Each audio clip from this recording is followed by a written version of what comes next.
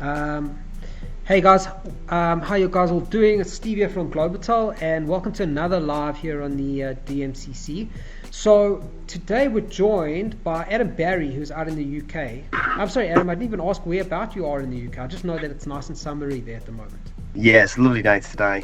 So I'm sorry, Siri's just interrupted my chat there. Technology, eh? Yeah, so I'm based just north of Birmingham, but our offices are based in Birmingham, which is pretty much the middle of the UK. Okay, perfect. That's about as much as I know about the UK. So, listen, thanks so much for joining us for our double shot. Obviously we're trying to make these lives as regular as we can. We do on Monday and trying to get them going on Thursdays as well. Just as an opportunity for to add some value to the members of the community, share something they may not know, frustrations, advice, tips, whatever it is, from someone who's either in the same chair as them, or a business coach, or a colleague, or something like that. So, thanks so much for taking the time and coming through. Obviously, you've given us the topic, you've put it there in the title of the live. The topic you want to cover is obviously the creative process that you use, I suppose, for social content. Go for it. What do you have to share?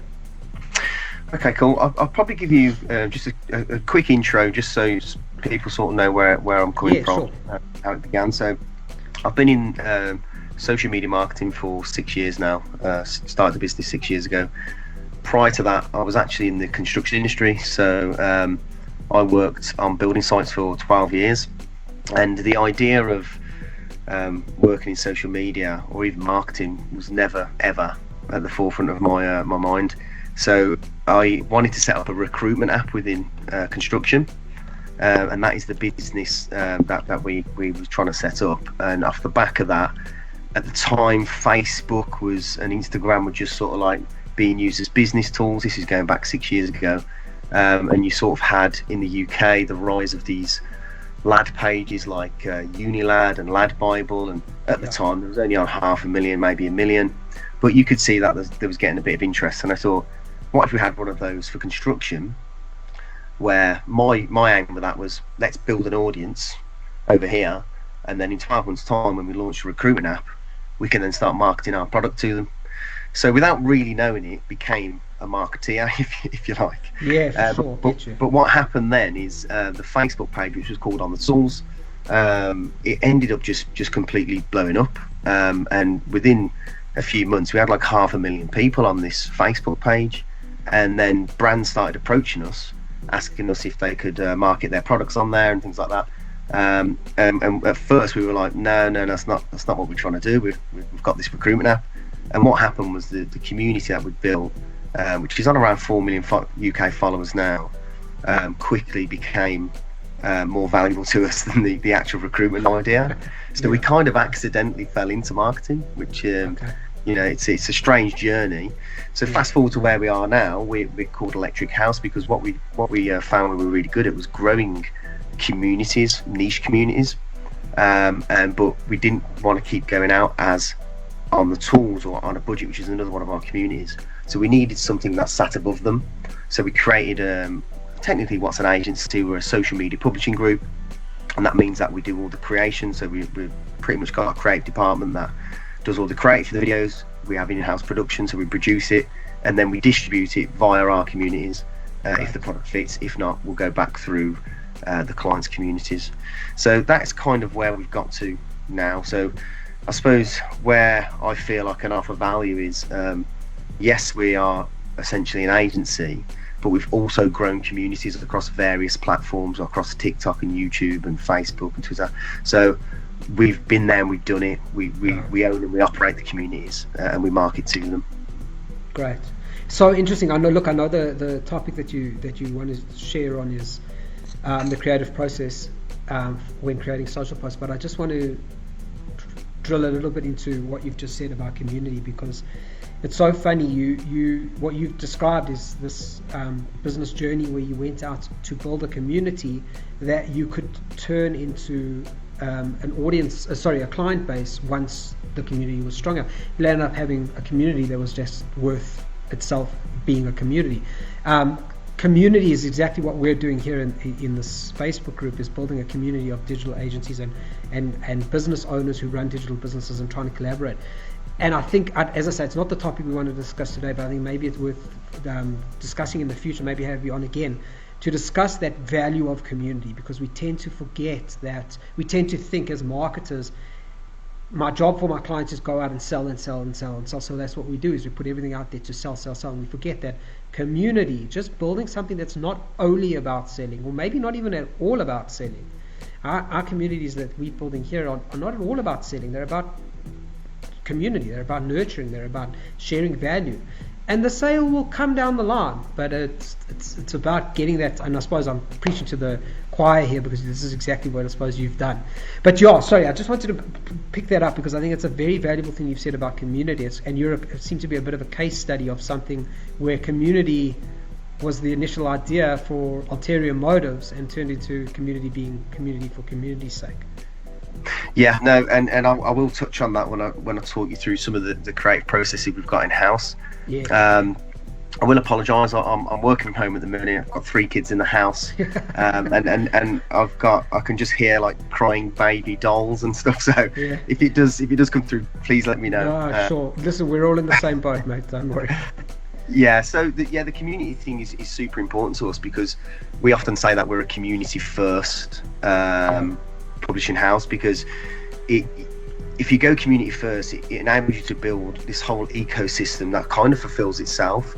So you put them first, and whether it's on a Facebook page or a Facebook group or any other platform, Facebook groups are hugely sort of like an advocate of Facebook groups, because you can get from a group. You know, if you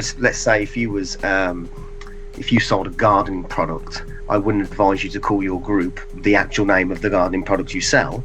I would say set a gardening group up that's almost like a tips, tricks and advice for gardeners, or keen gardening group. Build this community of people who talk to each other and offer advice. And then, like you said, further down the line, you can come in and you can then start offering your product and offering value, maybe some discounts or some competitions. But the great thing about it is actually the community feeds your whole marketing plan, because they are talking about things that are hugely relevant within the group. So you've almost got this market research at your fingertips that you can jump straight in with, and then start helping yourself build a strategy with that. Even getting them to submit content. So a lot of our groups, they actually submit content to us for us to post on our other channels. So there's so many benefits from having a community first audience. Cool. Yeah, no, 100%. And I think it's something that I think a lot of marketers need to recognize and get into. Anyway, sorry, getting back to what you wanted to share. So your creative process, you said, eh? Yeah, so with being the creative director, we've got a creative team, and actually we have like 6 values within our business, and you know, when we sort of went through this rebrand for an agency, we went to another agency, design agency, who sort of went through all the steps of doing a rebrand, and they said, we think you should have some values. And I was a bit like, oh, that sounds really fluffy, but okay. And we went through the whole thing. Creativity was one of our values, and what they're there for is for everything you do, whether it's an external campaign or whether it's something internal, or you know, even just coming on here now, everything you want to talk about, you just sort of run it past those values. Go, oh, okay, is it positive? You being honest? Is it consistent? You know, is it creative? So creativity is like it's a fundamental value and behaviour of our company. And I know probably most agencies say they're creative, but it really is. So processes. We've built our business on processes, and the creative process is one that has time and time again been a safety net for us, because when you're talking to communities, because they're so strong, and let's just give an example of our On the Tools community, which is UK tradespeople. You know, they're very forward thinking, they say what they mean, and it's not always easy to actually market to them, depending on what platform you're on, because like you said, they're there to just enjoy the content, and they're there to have conversations. They don't want to be, you know, sold neck. So what we've done is we've and this all comes through data and insights. So again, just going back to the beginning, if I can give anyone any advice at all, it would be to really understand the data and insight that comes from your social media platforms, because with that, it enables you to then build what we call them like creative checklists. So an example of that would be, say we sell different styles of video content to our clients, and one could be, if their objective was, look, we just want brand awareness, we want our product to go viral. I hate to use the word, but that's what essentially what brand awareness is, as many items as possible on our product. So we would class that as, okay, well, we need something to bang, we need something to get out there, and we've created a creative checklist for that video. So if we was talking about Facebook, you'd have your fundamentals on there, and you'd say, look, in the first 3 seconds, have you got a hook? Standards, we've heard this a million times, but actually the amount of people that still don't do it, and they forget what the difference is between organic and paid. You can pretty much do what you want, because you're going to push it in front of an audience and you're going to pay for those eyeballs. Right. If you want it to be organic, which is where you're going to get the true engagement, that's where you need these creative checklists. So it's like, is it relatable? And when I say is it relatable, understand who your audience is. You really understand what it is they're doing outside of buying your product. So for us in construction, it's quite easy, because as long as they've got a hard hat on and a high vis and they're on a building site, that's where you get that relatable connection. So we do a lot of work with behind the scenes, and we try and drag as much information off the social platforms as possible. Okay. Because what we're trying to achieve there is a better understanding of the people that we're trying to market to, because the better you understand them, the easier the creative comes. Right. So every platform and every style of video, you should really have almost like a guideline of going, okay, well, we can't use we can't just have no guidelines for the channel. If video target, it's got completely different rules when it comes to Facebook, but actually having those down on we used to have a board, believe it or not, 5 years ago, a board with tick boxes on, and at the end of every creative meeting we'd go, okay, let's go back through the idea. Does it do this? Does it do this? Does it do this? And if it didn't, we'd go, okay, we need to go back, we need to make it work. Yeah. Wow, that's pretty. Yeah, I suppose, and it's something we hear a lot of from everybody who we speak to about, hey, you've got to understand your audience. So I think what you've driven home there is understand them beyond just what they're doing online, like kind of try find a way to become relatable to them for your client's brand, whatever you need to do, and understanding that data, I think, is key as well. Look, obviously we try to keep these as short as possible so that it's quite digestible. If you were to give the members of the community just 3 tips right off the top of your head that they can take away right now and say, hey, I'm going to implement this, and I'm working on it this afternoon, so let me try and implement these 3 tips. I got them from Adam this morning, let me just see what I can do. What would those 3 immediate top of mind things be that they could take away and do in terms of the creative process? I think I would, if you haven't got Facebook groups, I would definitely think about populating Facebook groups and trying to engage people within them, because like I said earlier, a Facebook group it's worth a lot to your business without you even knowing it. So like the amount of market research we do through the group, and it might just be a poll, and it's not commercial at all. So if we're working on a brief for a client, or we're trying to find something out, we'll go, well, let's just ask the people who are talking about it and know it. And you can put a question in there and you get a load of feedback. You can do a poll, so you can get some decent sort of like data stats from it. But equally, it's the sentiment within the comments. That's what you're looking for. So I would definitely be like, okay, set some groups up. So and sorry, just to interrupt there. So what you're suggesting there, I suppose, is, because as I said, the community is digital agency owners who are doing work for what we call retail clients at the end of the day. So set up for your clients a Facebook group that's relevant to their audience. Let them become, the way that we look at it is become an authority in your industry, so that people, you're demonstrating that value to them. They come to you when they have the need for your product. Exactly. That's sort of 100%. That's what it is. So if one of your clients is it's something to do with endurance sports, whether it's clothing, it could be a monitor watch or whatever it is, set up an endurance sports group, and again, don't make it commercial. They can still know that you obviously own that group, but you have got there, if you build it up and you can get it engaged, you've got a group there which could have tens of thousands of people in who could be interested in buying your product.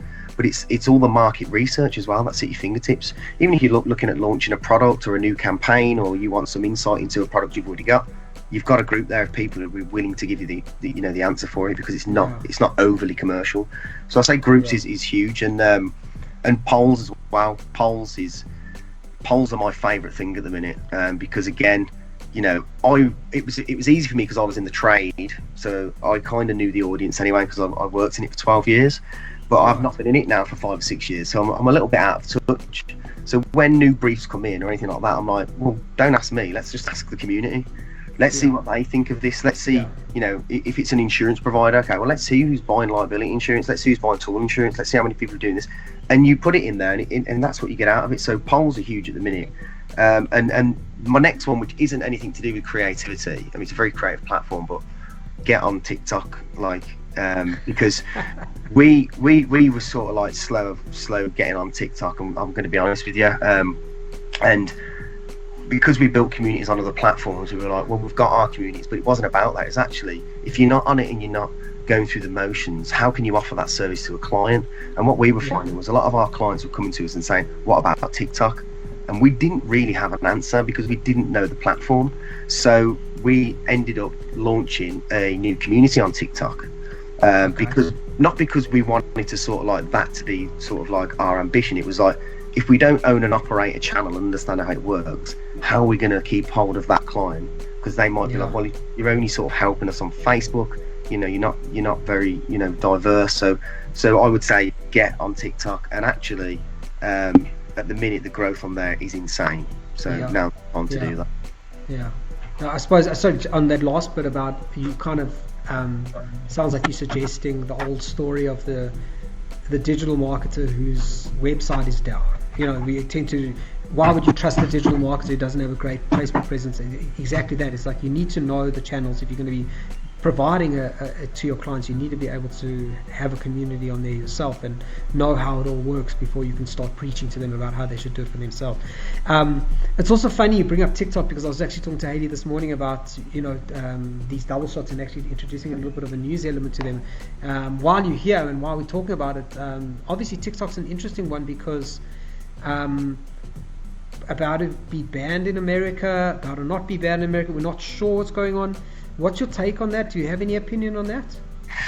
I mean, when it comes to sort of like the political stance and things like that, no. And I tend to try and distance myself from it.